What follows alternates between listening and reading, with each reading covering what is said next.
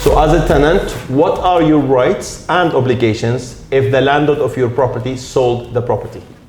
So when you're selling a property, the new owner is admitting that there is a tenancy contract in place, so they are respecting that tenancy contract. What will happen if the new owner wants to live in that property?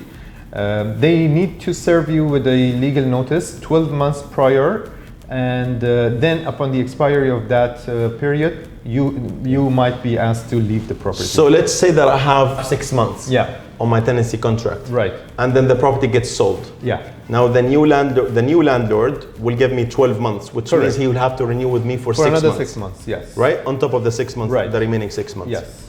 And what is the best transitional procedures or steps that I have to take to protect myself as a tenant? As a tenant, and what are my rights if the landlord didn't inform me and all of a sudden I'm just informed that there's a new landlord?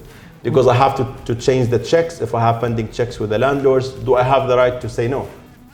No, basically when the new landlord is stepping in, you will be provided with a new tenancy contract and the identity of the new owner. Therefore, you need to accept to exchange the checks, because you cannot keep the checks. It's not in your favor as a tenant to keep the checks in the name of the previous owner, because he is not the owner anymore.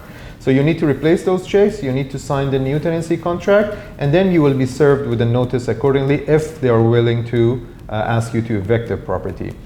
And at the end, you'll just move out very smooth and simple. There is no complication from the tenant side, it's more from the landlord side. Okay.